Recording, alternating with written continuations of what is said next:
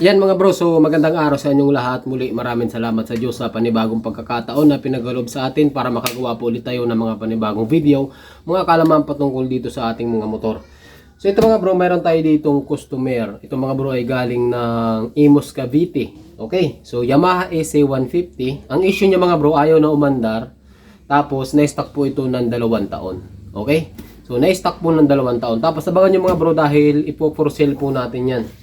Ayan, so napakakinis pa mga bro, 2014 model Yamaha AC150. So ngayon mga bro, tuturuan ko kayo kung paano yung mga troubleshooting kapag ka ang motor ay ayaw umandar, lalong lalo yung mga na-stock na motor, Okay, so ayan, bago natin umpisahan yung ating video, yung mga bago pa lang po dito sa ating channel, huwag niyo pong kalimutan mag-subscribe para po lagi kayong updated tuwing mag-upload po tayo ng mga panibagong videos. So tara!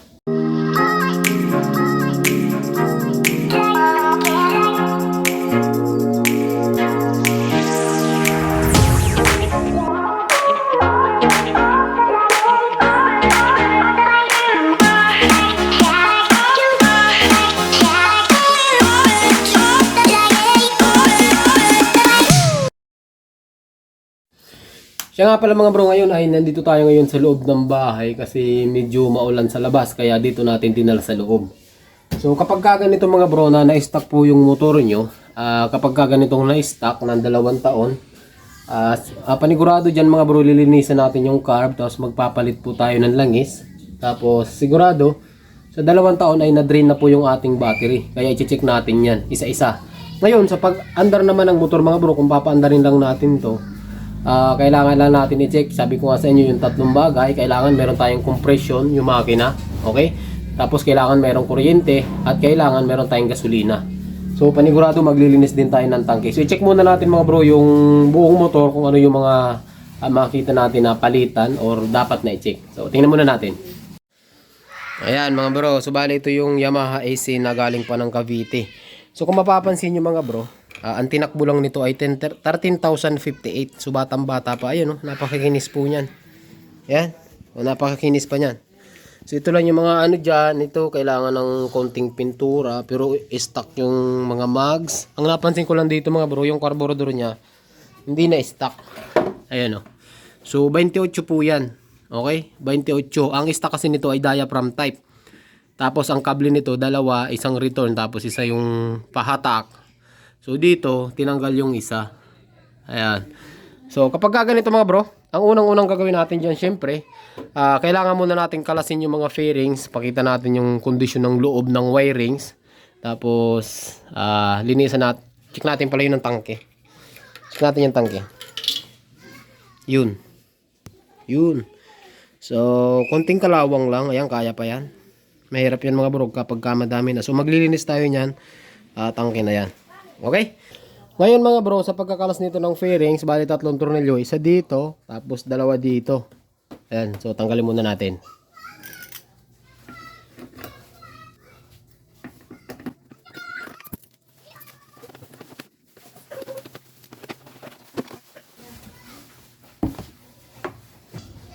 Ayan mga bro, kung nakakita nyo nakalas natin, so doon naman tayo sa kabila mga bro. Ngayon dito sa kabila, sa pagkakalas, kung paano yung pagkagawa nyo dun sa kabila, ganito rin, parehas lang. Ayan.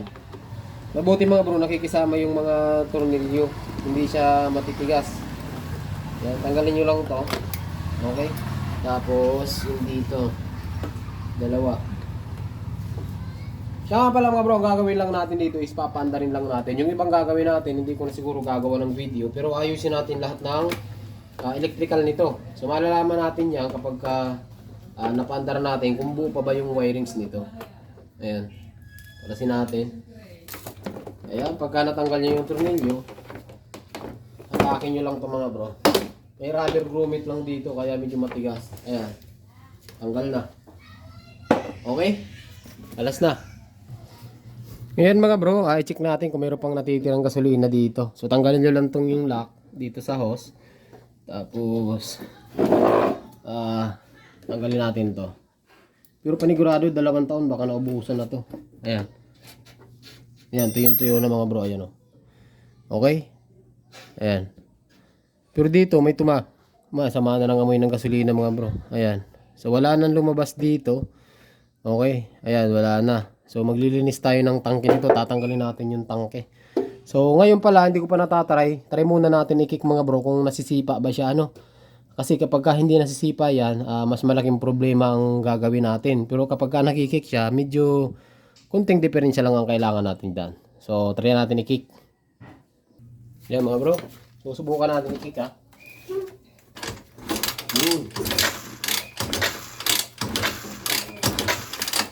Yeah, kung nakikita nyo mga bro, nakikik natin siya. Yan. Ngayon, kung nakikita nyo mga bro, ay nandito yung kanyang battery. Ayan, so ito yung kanyang battery. So, try natin.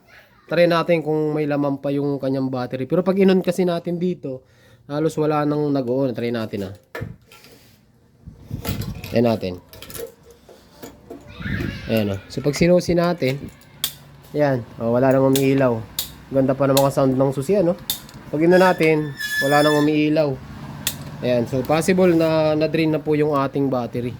So siya nga pala mga bro, meron tayong mga tutorial nito sa stator, sa rectifier ng AC. Ano, ang kamukha naman ng makina nito ng FC, tsaka yung YTX natin. Halos kaparehas niya. So, check natin to. YTX 5 ABS. Yan, check natin gamit ang tester or test light. I-check natin kung may lampa ba yung kanyang battery. Ayan. So possible din kasi mga bro na putol yung wirings, hindi natin alam. Pero sa pamamagitan ng test light, ayan, i-check natin kung may laman pa. So yung test light, kahit magkabaliktaran, kung gusto nyo kunin yung battery, okay lang naman po yun. So yung clip natin, yung negative, ikabit natin dito kahit sa negative or positive, pwede lang magkabaliktad. Tapos dikit natin sa battery. Ayan, so kung mapapansin nyo, hindi niya kayang pailawin yung test light mga bro. Okay, so check naman natin mga bro. Kung sa tester naman, gamit kayo ng tester. Kung gusto nyo malaman yung exact voltage ng inyong battery, so gamit tayo ng tester. So yung tester, dahil DC ang battery, sisit natin ta siya DC. Ayan, yung V na may tatlong guhit na yan. Kung nakalagay yan, DC. Or ang meaning yan ay direct current. Okay, yan yung ating tester. Nakakabit sa DC. So, yung test probe natin, ito yung naman yung test probe. Yung negative, ikabit nyo dito sa itim. Tapos yung isa, ikabit nyo sa positive. So, ang reading natin ay, ayan, 7. 0.7. Okay, so possible na nalubat lang po siya. Ayan. So, ngayon, pwede natin siyang i-charge mga bro. Okay, pwede natin siyang i-charge. Ayan. So, habang china-charge natin yan, so meron tayong charger. Habang china-charge natin yan mga bro, ay kalasin muna natin yung tangke. Okay? At yung ating upuan. Ito yung upuan, tsaka yung tangke. Sa pagkakalas naman mga bro ng upuan, kailangan lang natin yung susi. Ayan, kung ano yung susi signation, yun din yung gagamitin natin. So meron tayong susian dito sa ilalim. Ayan, parte dito. Susian nyo lang yan mga bro. Ayan. Susian nyo lang. Ayan, naangat na yan. Tapos, ayan, di pala kita. Ayan, pag sinusian nyo, angatin nyo lang siya dito. Ayan, tanggal na yan. Ayan. Ayun. Diba? Grabe mga bro, makinis pa po Ayan, so all stock po ito. So maswerte yung makakabili nito. Sa totoo lang. So may nakabang siya ditong alarm. Ayan, wala naman to sa stock ng AC. So dati po siyang may alarm. Okay? Meron siyang alarm na nakaabang. So ang maganda dito, stock yung CDI, pati yung harness, stock. So ngayon naman, tatanggalin natin yung tangke. So tanggalin nyo lang to mga bro, dalawang 10mm na yan, para makalas natin yung tangke. Tapos tanggalin natin yung hose kasi maglilinis tayo ng tangke mga bro. Tapos kalasin natin yung karburador. So mamaya i-check natin yung kuryente kung mayroon pa siyang kuryente. So sa ngayon, ang gawin muna natin, tanggalin muna natin yung tangke.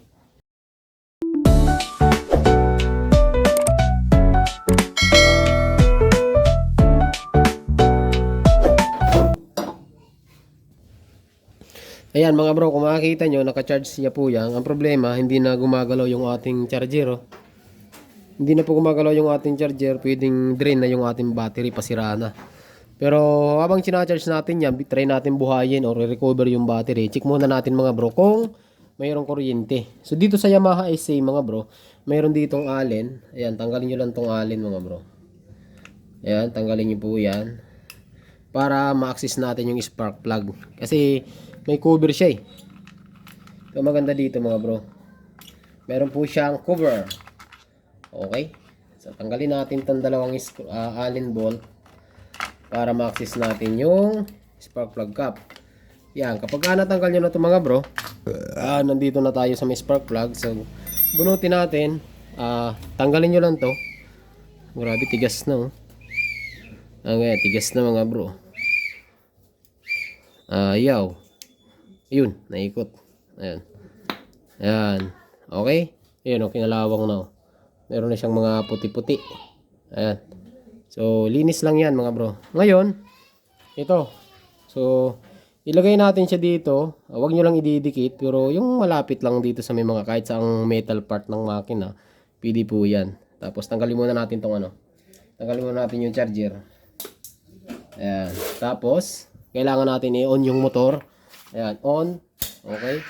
Tapos, wala naman tong kill switch. So, itry natin mga brong i-kick. Pagka may kuryente to, maganda po yan. Magandang patandaan yan. Naaandar yung motor. Kasi pagka walang kuryente mga bro, possible na may tama yung stator, CDI, ignition coil, tapos yung wirings. Ayan. So, check natin. On ng motor. Naka-on. Kick. Nakita ba kayo mga bro? May nakita kayo? Mayroon o wala?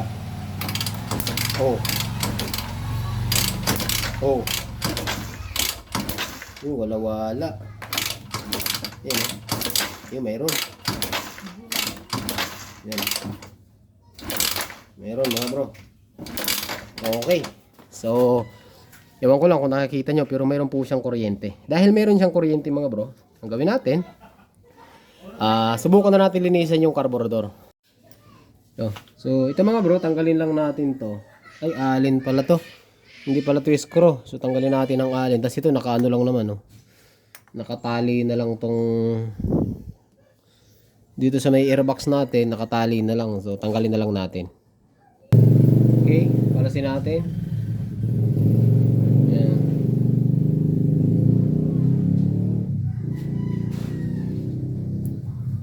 Yan. Pero mas maganda sana dito mga bro kung i-stock yung carburetor.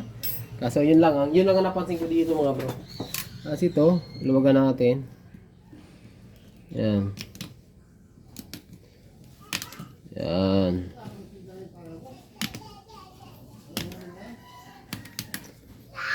Okay, so maluwag na. Kapag maluwag na yan, pwede natin itong ikutin mga bro. Grabe, tigas oh. Tumigas na yung mga mga bro, tumigas na yung tawag dyan. Yan. Ikutin lang natin. Luwag. Yan. Yan. So, tanggal na. So, tanggalin nyo rin tong pati ito nahiwa oh. Ito nahiwa rin. Tanggalin natin to.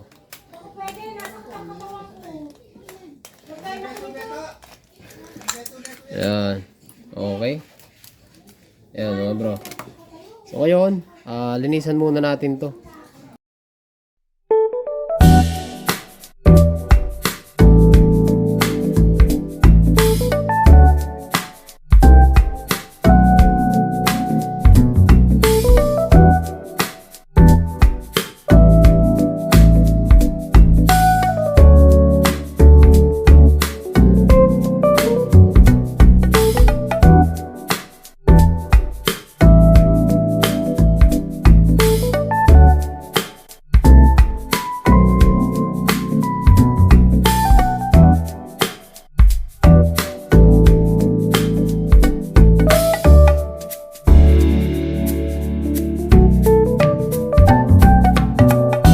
Ayan mga bro, subali nalinisan na po natin yung ating carburetor. Naibalik ko na rin siya mga bro, nabubulol na ako So ngayon, unahin nyo muna itong mga bro para hindi ka mahirapan yung ating pinaka piston.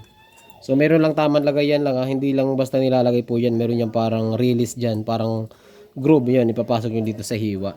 Ayan, para smooth na mga bro. Gagaya niya, hindi pumasok, hindi siya smooth. Ayan, pasok. Okay, tapos sigpitan nyo lang tong pinaka-thread. Wala kasi tayo mga bro, buwelo. Wala tayong buwelo kumbaga. Take note mga bro, hindi po ito ang stock na carb ng Isay. Hindi po ito stock ng SA. Ulitin ko. Diaphragm type po ang mga SA. Ay, okay? So, pagkatapos niyan, mukhang papahirapan tayo nito mga bro. Wait lang. Yan. Kaya para makita niyo mga technique na pinagbabawal mga bro. Hiwain nyo. Hawakan nyo lang to. Yan. Tapos, pirusahin na natin to. Yan. Uy. Nakagalaw ang motor mga bro. Wala tayong katulong. Isa pa. Nakagalaw ang motor eh. Ayan. Okay. Pasok. Kaya daan ito mga bro sa mga hilot. Hilot-hilotin lang natin to. Yan. Kung ayaw ng hilot mga bro, kuha tayo ng panungkit. Yan. Sungkitin natin dito. Ayaw talaga. Pasok na din naman siya. Yun hindi lang pumasok lahat. Ang problema, pag pinirasa ko, gumagalaw yung motor. Grabe, masakit pa mga bro yung kamay ko sa aksidente natin. Yan. Kunti na lang. Kunti na lang, kunti na lang. Ito mga bro. Yun. Yan. Yun Okay, so yan, pasok na po yan mga bro. Tapos, pagka nakapasok na yan, pwede na po natin higpitan yung alin na niluwagan natin. Yan, para matry na natin mga bro kung aandar,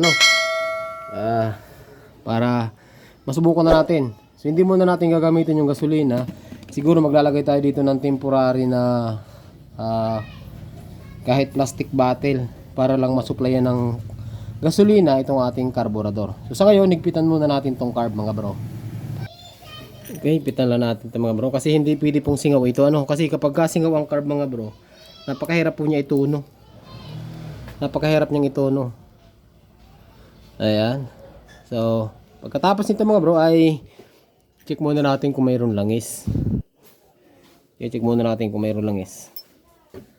Ayan. Higpit. Ayan. Okay, higpit. Ayan.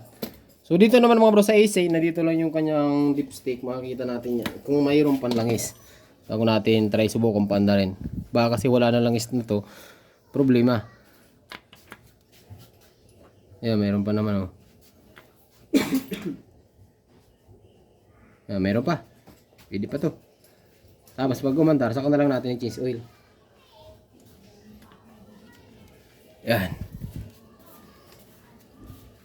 Yun. Ayan mga bro, so meron siyang langis. Tapos ito ay subukan na natin paanda rin. Ikabit muna natin itong tinanggal natin na spark plug cap. Grabe, makukunat na ito mga bro. Ayan, kabit lang muna natin. Or idiretso na natin. Ayaw mo Ayan. So mukhang bago pa naman mga bro yung kanyang spark plug eh. Ayan. Okay? So mamaya natin takpan dito, mamaya natin ibalik yung spark plug cap cover. Ayan. So ibalik natin 'yan. Tapos kumuha muna tayo ng lagayan ng gasolina. Ayan, so hanap tayo mga bro ng Coca-Cola. Tapos hindi lang Coca-Cola baka talaga Coca-Cola nga natin yun. Hanap lang ka ng kahit anong plastic bottle. Tapos bubutasan yung mga bro. Ayan. Bubutasan natin 'to. Tapos, yun muna yung gagamitin nating tangke. Ayan, maliit pa. Palaki natin. Ayan. Okay? Hanggang kumasya to. Yun, kasya na, mga bro. Tapos, ito, lagyan natin ng counting gas. Ayan, lagyan natin ng gas. Ayan. Okay? Tapos, kabit natin dito. Yan. Yan. Okay? Ngayon, subukan natin yan mga bro. Ayan, bumaba na. Makikita nyo, bumaba na mga bro. Yan. Okay? So, subukan natin siya ngayong paanda rin mga bro. Dito tayo sa kabila. Huwag na natin i-cut ito. Baka sabihin nyo, dinaya ano naman kayo mga bro. Hindi ko muna i-cut ang video natin. Marami kasi nagsasabi na kinakat daw natin ng mga video natin. Ayan o, walang cut po yan ha. Walang cut. Pasensya na kayo, may maingay kasi mayroong nagagrinder. Ayan. Subukan natin. Subukan natin naman. Ayan, nakaon. Ayan ka.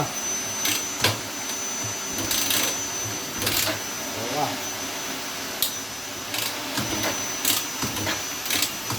Ayan pa. Ay, boy! Ayaw mandar, boy!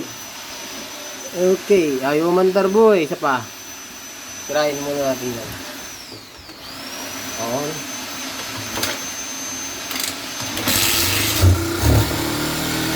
Hey! Mandar na siya.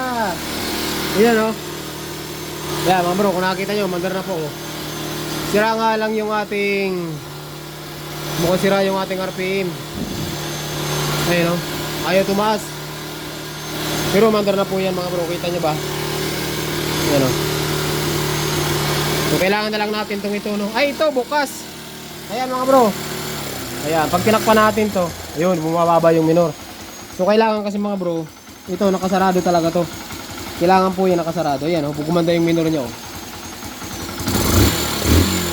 Ba tahimik pa. Kaso medyo may iusok nga lang Kita nyo ba? Ayan puro mga carbon. Puro mga carbon. So ito kailangan natin tong takpan. Ayun, kasi pag tinatanggal ko, ayun, tumataas sa minor. Pero pag tinatakpan, ayan, bumababa naman ang minor. Ayun. So kailangan lang natin mga bro, barahan siguro natin to ng hose. Barahan natin ang hose.